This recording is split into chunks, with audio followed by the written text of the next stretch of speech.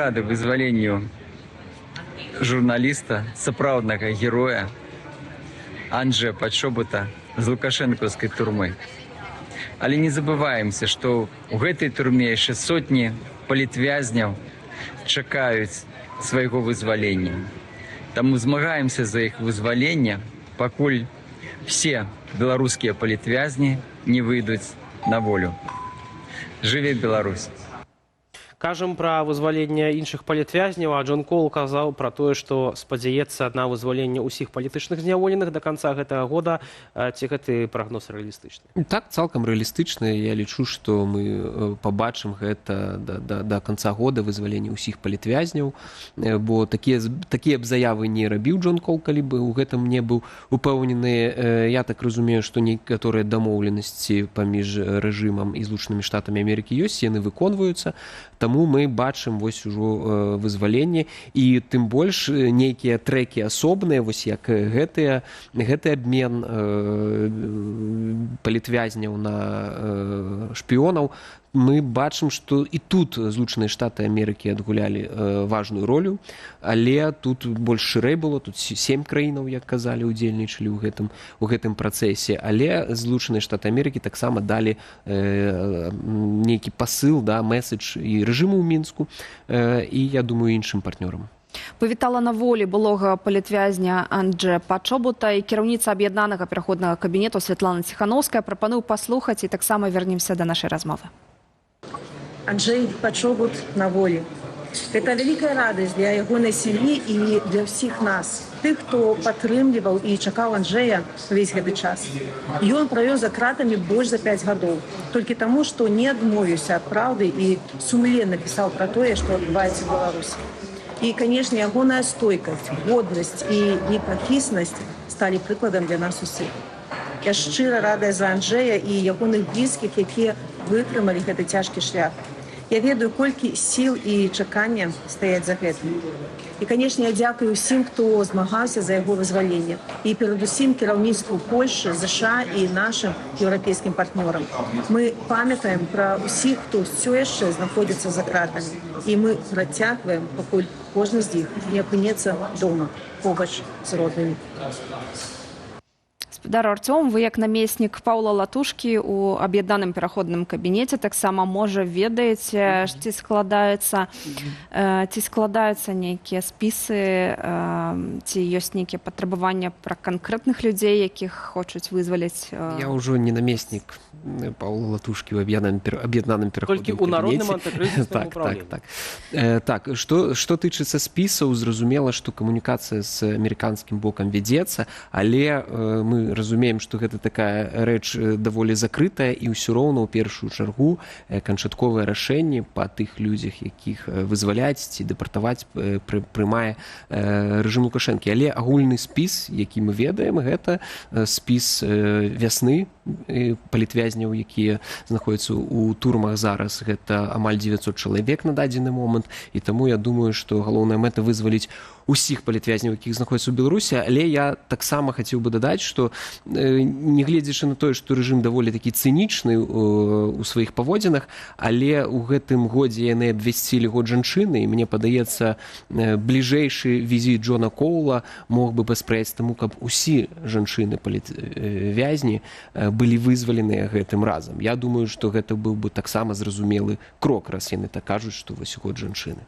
Праз 2-3 тыдні, кажа, Джон Коул прыедзе ў Мінск, і акурат на гэты час могуць прыпадаць у тым ліку выбары ў каардынацыйную раду. Ці вось гэта візіт амерыканскага чыноўніка, спецпасланніка Трампа ў Мінск і, адпаведна, магчымае вызваленне палітычных зняволеных нейкім сэнсе можа перабыць вось гэту павестку, якую, ў прынцыпе, рыхтуюць дэмакратычныя сілы ў каардынацыйнай радзе? Ну, ведаеце, гэта ж будуць добрыя навіны. Гэта будуць добрыя навіны, што людзі выйшлі, і выбары будуць цягнуцца тыдзень з 11 па 17 мая. Я думаю, нават тых, хто будуць следзіць за вызваленнем палітвязняў, у у тым ліку будуць мець час прагаласаваць. Я думаю, гэта ввогуле будзе добрая нагода дзеля таго, каб пачытаць, напрыклад, беларускія незалежныя медыа з добрымі навінамі і адразу прагаласаваць на выбарах у каардынацыйную раду. Таму я думаю, што гэта не тыя навіны, які будуць дэматываваць людзей, а наадварот, хутчэй матываваць, прыняць удзел, падтрымаць, бо без гэтай доўгай працы дэмакратычных сілаў цягам вось гэтых амаль ужо 6 год будзе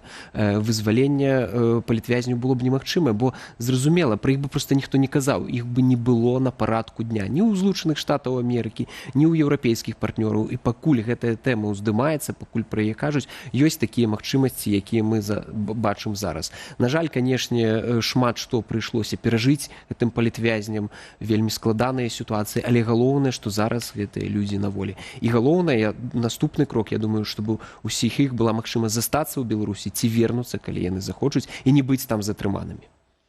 Ці нам варта чакаць пацяплення стасункаў паміж афіцыйным Менскам і Варшавай пасля вызвалення Анджэя Пачобута? Ці ўсё ж такі Польшча стаіць на сваім?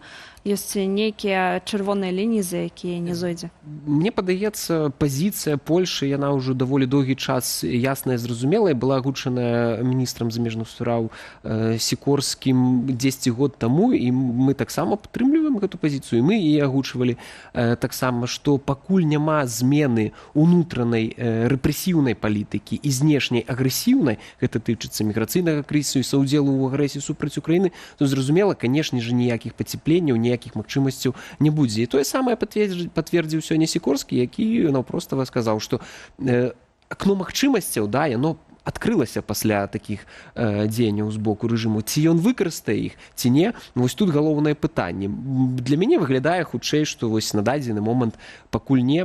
Чаму я так лічу? Бо менавіта вось гэты абмен, ён адбыўся дзякуючы таму, у тым ліку, што Расійская Федэрацыя была ў ім зацікаўлена. Яна дала магчымасць Лукашэнку зрабіць гэта. Калі б гэтага не было, магчыма бы і не адбыўся гэты абмен. Тут больш шырокі такі кантэкст. Але я думаю, што калі Лукашенко зменіць унутраную рэпрэсіўную палітыку, гэта вызваліць усіх палітвязняў, спыніць рэпрэсіі і распачне дыялог з грамадствам, што зафіксавана ў рашэннях Савета Еўропы датычна Беларусі, я думаю, Польша падтрымлівае іх, то тут усё зразумела. Ёсць тыя рэчы, вось, што значыцца змяніць унутраную рэпрэсіўную палітыку, і зразумела, што значыцца змяніць знешнюю агрэсіўную палітыку. Вось гэта акно магчымасцяў для Лукашэнкі. Ці ён выкарыстае яго ў інтарэсах Беларусі ці не, ну, паглядзім. Я асабіста вельмі сумнеюся, што Лукашенко зменіць рэпрэсіўную палітыку ўнутры Беларусі. Тым не менш, настаиваюць у тым ліку амерыканскія чыноўнікі на змягчэнне гэтай рэпрэсіўнай палітыкі. Вось Джон Кол, акурат выступаючы ў Варшаве, павёў, што перамовы наконт вызвалення пачаліся яшчэ ў верасні пасля сустрэчы прэзідэнтаў ЗША і Польшы ў Вашынгтоне, і Кароль Наўроцкі тады выразна сказаў, што ён сапраўды хоча, каб Анджэя вызвалілі з Беларусі. Давайте паслухаем і вернемся да размовы. Я і моя каманда працавалі больш за год, каб вызваліць зняволеных у Беларусі. На волі ўжо прыблізна 500, але кожны раз падчас перамоваў з Лукашэнкам я размаўляў наконт вашых людзей, асабліва 3 асобаў, якіх вызвалілі сёння. У Менску вельмі супраціўляліся, каб іх адпусціць. Але настаў час, калі стасункі з Лукашэнкам палепшыліся, і мы ўрэшце дазволілі гэтаму здарыцца. Прэзідэнт Польшы актыўна ўзаемадзеяў з прэзідэнтам Трампам, каб гэта адбылося. І прэзідэнт Трамп шмат разоў казаў мне: давайце даможамся вызвалення гэтага чалавека. Гэта вельмі важна для нас. Вызваленне палітвязняў, дыялог альбо кантакты з Владзімірам Пуціным, альбо ўсё-такі спроба вырваць Лукашэнкі з міжнароднай ізаляцыі. Што ставяць перадусім адміністрацыя Трампа адносна Александра Лукашэнкі? Я думаю, тут комплексная рэч. В першую чаргу гэта звязана з калійнымі ўгнаеннямі, з белкалем, зняццё санкцый з белкалем, магчымым гандлем і транзітам гэтага калію, у тым ліку Злучаныя Штаты Амерыкі, каб змікшыраваць уплыў Канады. Гэта першы базавы базавая рэч, якая выклікала зацікаўленасць. Больш шырокі геапалітычны кантэкст звязаны з тым, каб Беларусь не ўцягвалася наўпроста ў вайну супраць Украіны, каб не пашыралася вайна у рэгіёне, ну і зразумела, каб з тэрыторыі Беларусі не адбывалася ціску на саюзнікаў Злучаных Штатаў Амерыкі, у тым ліку Польшы і Літвы. І вось тут якраз гэтыя рэчы мы бачым, што Лукашенко часткова выканаў.